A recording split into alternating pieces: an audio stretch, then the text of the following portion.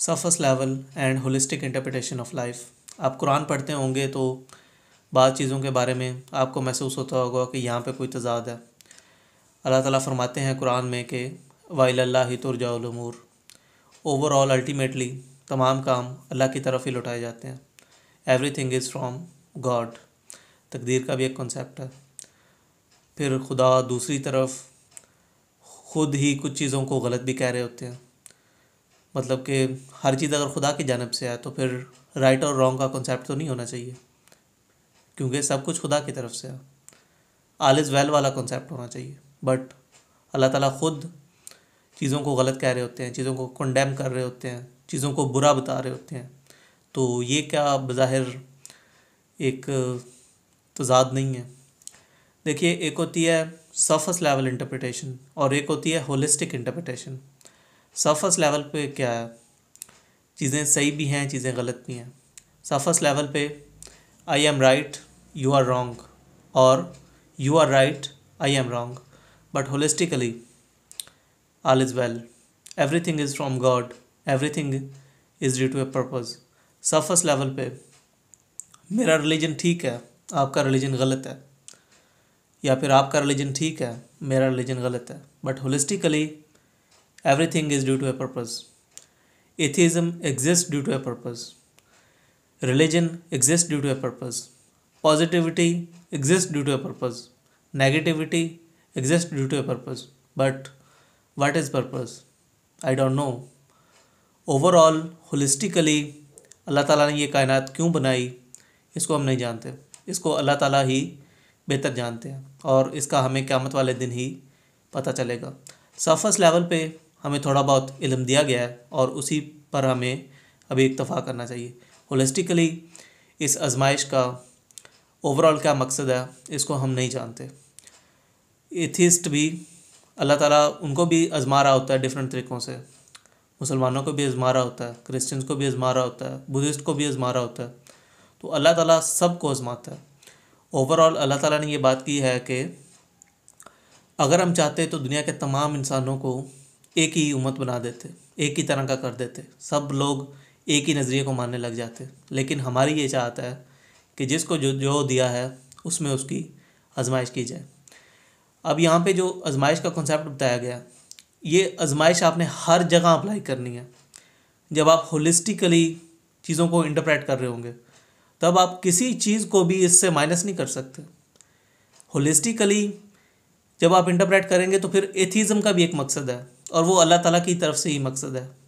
यानी कि एथीज़म भी एग्जिस्ट करनी है और वो भी अल्लाह ताला की ही तरफ से होती है।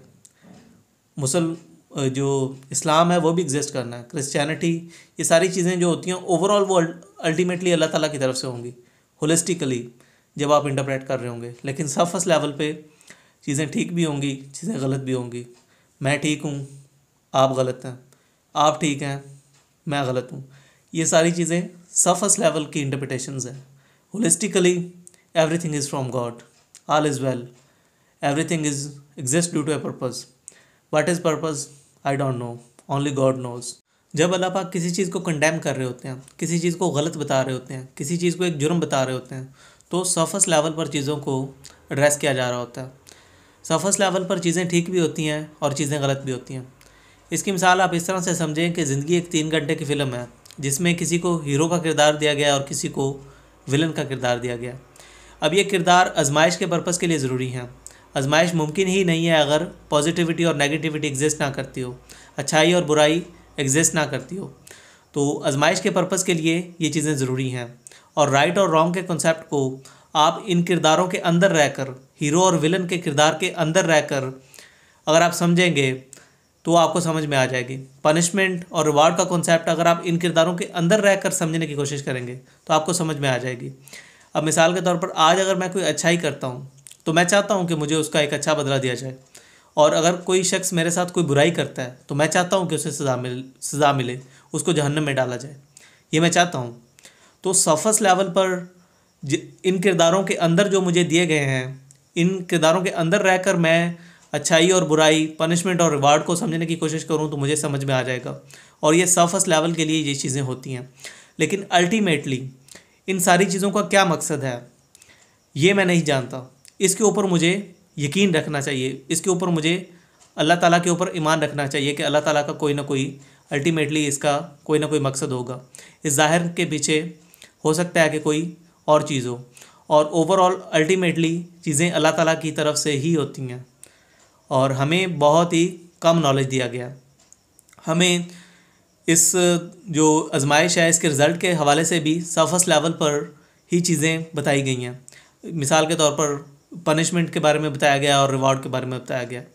तो इन किरदारों के लिहाज से ही हमें इस ओवरऑल आजमाइश का रिज़ल्ट भी बताया गया, जो कि हमें बहुत ही कम नॉलेज दिया गया। अल्टीमेटली चीज़ें कैसे होंगी, ज़ाहिर के पीछे क्या होगा और इन सारी चीज़ों का क्या मकसद होगा, इसको अल्लाह बेहतर जानता है। और ओवरऑल हर चीज़ अल्लाह ताला की ही तरफ से होती है। पॉजिटिविटी और नेगेटिविटी के हवाले से और रिवॉर्ड और पनिशमेंट के हवाले से चीज़ों को समझने के लिए एक एग्जांपल को देखें कि जैसे लाइट का एक अपना वजूद होता है। लाइट एक हकीकी वजूद रखती है, लेकिन डार्कनेस क्या अपना एक वजूद रखती है? Absence of light is darkness. So इसी तरह से हो सकता है कि पॉजिटिविटी भी अपना एक हकीकी वजूद रखती हो, लेकिन नेगेटिविटी सारी की सारी रोबोटिक हो। तो जितनी भी नेगेटिविटी की पनिशमेंट है उसको आप रोबोटिक वाले खाते में डाल दें। मैं ये नहीं कह रहा कि ऐसा होगा, मैं ये कह रहा हूँ कि हो सकता है कि ऐसा हो। अल्टीमेटली क्या होगा और क्या नहीं होगा, ज़ाहिर के पीछे अल्टीमेटली क्या है, ये मैं नहीं जानता। अल्लाह ताला सिर्फ बेहतर जानता है। लेकिन हो सकता है कि ऐसा भी हो, सिर्फ ये कहा जा सकता है कि हो सकता है। अल्टीमेटली क्या है और क्या नहीं है वो हम नहीं जानते। लेकिन जो भी होगा अल्लाह ताला की कोई ना कोई तो हिकमत होगी। तो इस हवाले से चीज़ों को देखना चाहिए और हमें अपने इल्म के लिहाज से चीज़ों को देखना चाहिए। और हमें इस चीज़ को एक्सेप्ट करना होगा कि हमें बहुत ही कम इल्म दिया गया है, और अपने किरदारों के लिहाज से हमें चीज़ों को समझना होगा। और किरदारों के लिहाज से हमें ये सारी चीज़ें समझ आ जाती हैं। पॉजिटिविटी और नेगेटिविटी हमें समझ आ जाती है, पनिशमेंट और रिवॉर्ड हमें समझ आ जाता है। मेरे साथ आज कोई गलत करे तो मैं चाहता हूँ कि उसे सज़ा मिले, और अगर मैं कोई अच्छा काम करूँ तो मैं चाहता हूँ कि मुझे उसका एक अच्छा बदला दिया जाए। तो सरफेस लेवल पर ज़ाहिर में अपने किरदार के लिहाज से मुझे पॉजिटिविटी और नेगेटिविटी समझ आती है, पनिशमेंट और रिवॉर्ड समझ आता है, लेकिन अल्टीमेटली इस ज़ाहिर के पीछे क्या होगा इसको मैं नहीं जानता। जो भी होगा बेहतर होगा। अल्लाह ताला जानता है कि क्या होगा। कोई ना कोई तो अल्लाह ताला की हिकमत होगी, उस पर यकीन रखना चाहिए।